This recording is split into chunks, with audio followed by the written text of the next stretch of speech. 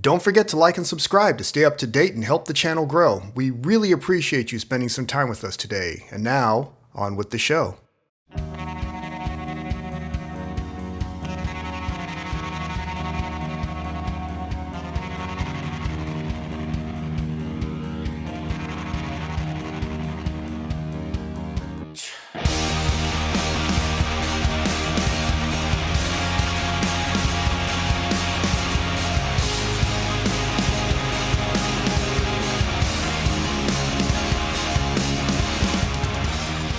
You are listening to the Narrated, Not the Popular Opinion with the one and only Gray.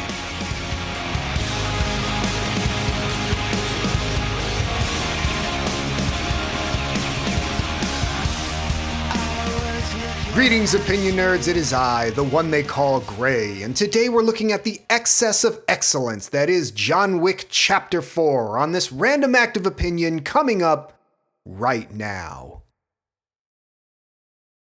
You know, you can only stuff so many bullets into the clip, opinion nerds. There's a sort of natural evolution or escalation when it comes to any series that runs for a while. No matter what the original intent or approach, many of them, rightly or wrongly, continue to hone in on and exaggerate the elements that get the most attention.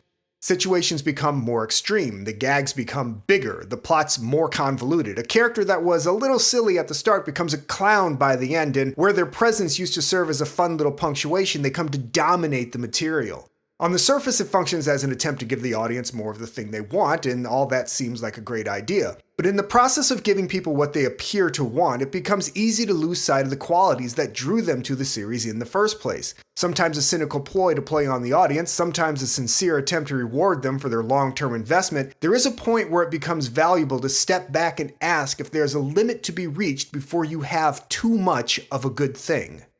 In John Wick Chapter 4, still on the run for breaking the rules of the High Table, John Wick draws the attention of the ambitious Marquis de Gramont, whose aspirations within the underground world of assassins and thieves hinges on being the general that wins the High Table's war against John. Matters are complicated when John's fight for a way out from underneath the table pits him against an old friend protecting his daughter's life. Directed by Chad Stahelski from a screenplay by Shay Hatton and Michael Finch, the film stars Keanu Reeves, Donnie Yen, Ian McShane, Lawrence Fishburne, Bill Skarsgård, Shamir Anderson, Clancy Brown, Hiroyuki Sanada, and Lance Reddick. Now, I hope your Kevlar 3-piece is also spoiler-proof, cause you're definitely gonna catch a hot one. When John Wick grappled its way into theaters in 2014, its unflinchingly visceral R-rated approach to action was a breath of fresh air in Hollywood after years of aiming almost every exploitation genre towards PG-13 levels of engagement in the hopes of snaring a larger piece of the box office pie.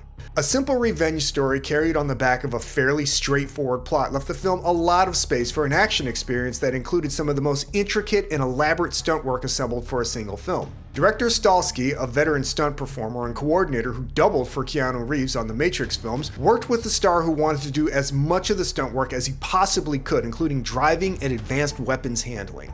Though the surface premise of the film, the presumed avenging of the death of a small dog, quickly became fodder for parody, the core emotional journey of the monster who tasted the light stepping back into the darkness in the name of the one he loved, anchored by Reeves' intense, man-of-few-words performance, was captivating in its stylized but mostly believable brutality.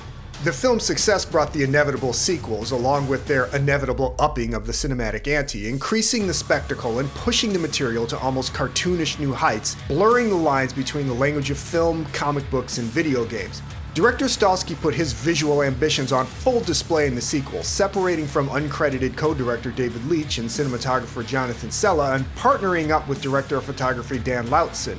The result was a colorful new look and film that greatly contrasted the heightened but more relatively grounded approach to the first film.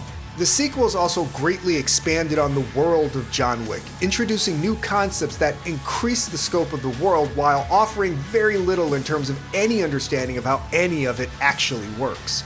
Chapter 4 has the distinct feel of a franchise in transition, continuing to build out the ever-expanding narrative world while drawing to a close the story of Reeves' title character.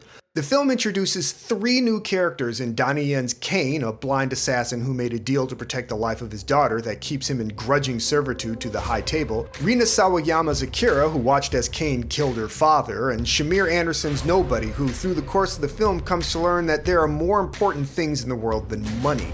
While the film emphasizes that John's story can only end with a certain mortal finality, these other characters, along with the already in-production spin-off starring Ana de Armas as a ballerina avenging the fall of her assassin family, and a series set in 1975 focusing on how the character of Winston, played in the films by Ian McShane, takes control of the pivotal New York Continental Hotel, seem ready to carry the franchise as far as the audience will let it go. The exploding shockwave of expansion leaves Chapter 4 feeling as a finale without finality or an ending without a conclusion. It begins with what seems like a sharp deviation from where the third film, Parabellum, a clever wordplay that both refers to a specific design of 9mm pistol cartridge and the Latin phrase parabellum, or to prepare for war, left the characters in the series. Where the ending of that film seemingly laid the groundwork for John and Lawrence Fishburne's Bowery King to wage all-out war for the destruction of the High Table, and John carrying out a personal vendetta against Winston for his betrayal, Chapter 4 quickly pivots away from that to place John in a story where he makes a last, desperate bid to get out from under the table so he can be free to remember his lost love in peace. The film's themes challenging the bonds of friendship and loyalty when people find themselves at cross purposes. Like the other films in the series, the stakes are small and the plot simple to make way for the mountains of action that are both more creative and more exhausting than anything that came before. The story feels as if it leaps from prepping for war to this final solution without covering the battle between or paying off how John left Parabellum feeling pissed off to understanding he's fighting an unwinnable war and must bargain his way out. Donnie Yen is uncannily awesome as always, but the Kane character ends up taking the emotional precedence without the film making the emotional journey his to follow. And without John taking on the High Table and Winston in an act of fiery vengeance, the main character of the series, whose story is being drawn to a close, doesn't really seem as if he has his own emotional stake and instead ends up fighting more on behalf of a character we've just met. Akira's story seems tailor-made for a separate film, and Nobody just seems to be there just to be there, a character without ties, purpose, or connection, just begging to be expanded on elsewhere. For a film that's supposed to be the end of a story, it sure seems like there are a whole lot of stories just getting started.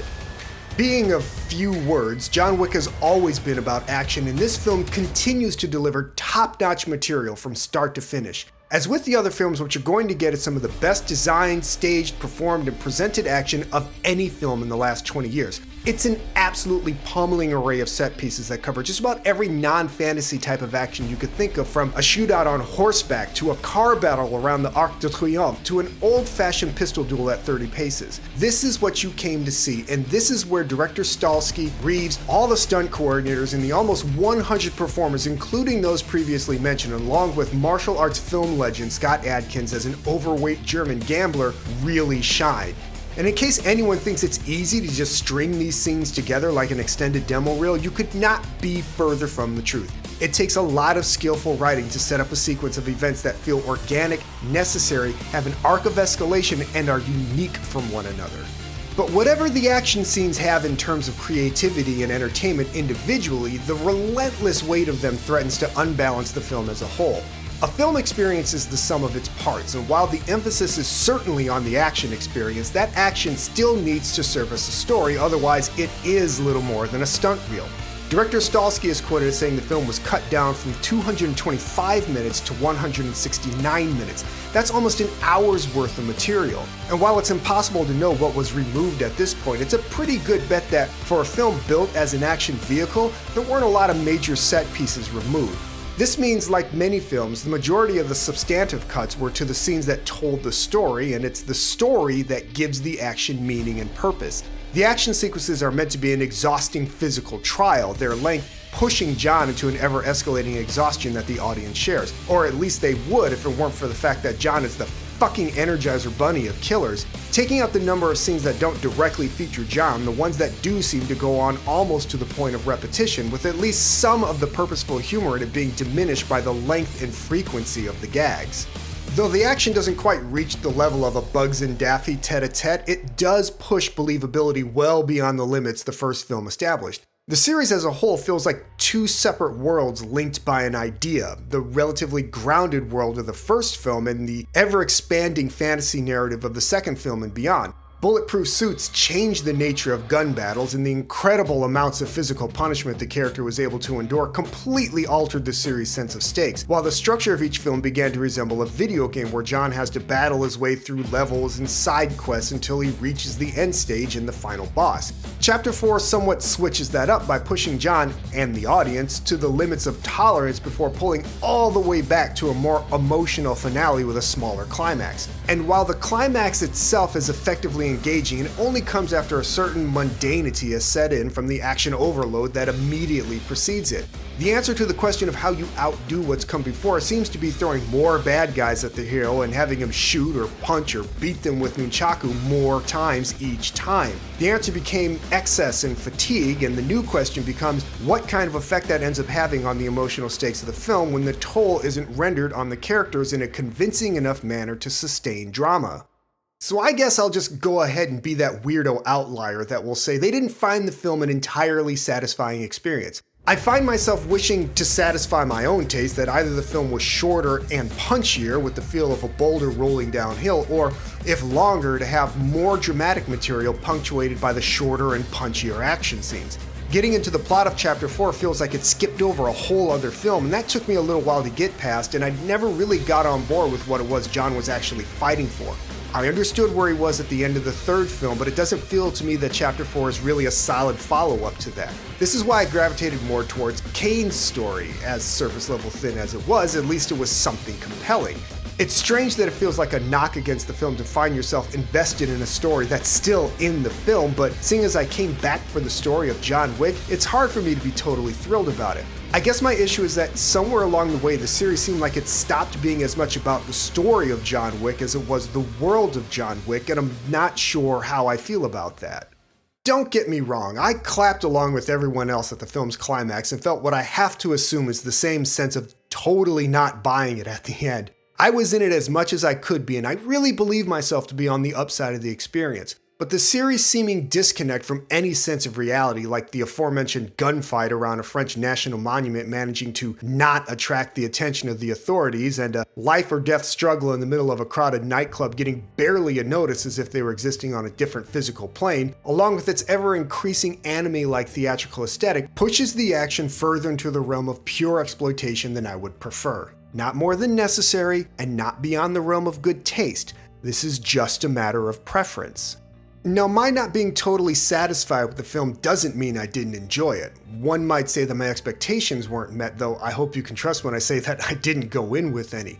My feeling is that the series lost some measure of the storytelling's emotional focus, and no matter how novel or inventive some of the action scenes, they weren't enough to sustain me all the way through, and I ended up feeling as if I were enduring rather than enjoying them. And somewhere in all this world-expanding material, John himself had gotten somewhat lost, and it became more difficult for me to connect his actions with his reasons for undertaking them. This is a top-notch action production that does everything it does to the absolute best it can be done. But the action was never really the thing about John Wick that I was drawn to, so getting more of it just doesn't do for me what it seems to do for others. John Wick was unleashed right about the time the MCU was getting into full swing, and long past the point where PG-13 franchises like The Hunger Games and Harry Potter and Transformers were consuming massive box office dollars. For a modestly budgeted R-rated action film, that it got a sequel wasn't as much of a surprise as how the series has continued to grow and expand in all its ambitions. But if I had to choose between 2 or 3 spin-off films and a TV miniseries, or having a character story that felt as focused at the end as it did at the start, I'd choose the latter quick as a combat reload. There's a natural tendency for series to continue to try and top themselves until they become unwieldy, sometimes to the point of parody, and the need to feed the machine begins to take precedence until the point of it all feels lost. John Wick, the character, may have ambled up to his last taciturn time at bat, but the universe it spawned will keep rolling until the wheels finally come off. How much of that I partake in will depend entirely on whether or not I feel the project has something meaningful to add, or if it's just more simply for the sake of having more. Unless made of adamantium, everything has a breaking point beyond which it can't be pushed. Maybe John Wick Chapter 4 is just the stepping off point for an exciting cinematic enterprise, or maybe it's the high point before it all starts to come undone. Who knows? But the danger of becoming a cartoonish shell of itself is always there, and it's going to take an amazing amount of skill and oversight to avoid it. At this point, I'm more than prepared to bury the whole thing under concrete and put it behind me. But if the right offer comes along, I might be persuaded to dig it all up and go into battle one more time. This has been the Narrated, Not the Popular Opinion. As always, I have been Gray, and if you like what you heard, you can leave a tip at our Ko-Fi page at ko-fi.com/notthepopularopinion. You can follow us on Twitter at @only_Gray, and don't forget our main page at notthepopularopinion.wordpress.com, where you'll find more great articles just like this. Thanks again for listening, and remember, if you're as good to others as you are to yourself, we might just make it through this mess. See ya.